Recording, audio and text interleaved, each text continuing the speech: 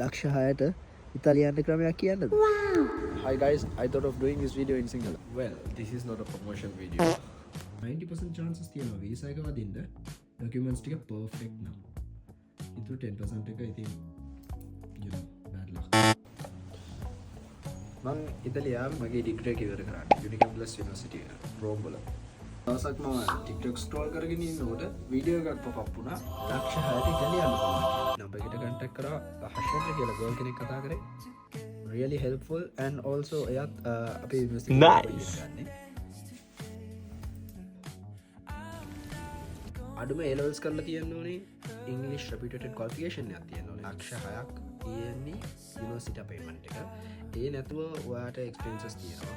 ඒ expenses ඔයාට ගෙවන්න පුළුවන් වෙන්න ඕනේ.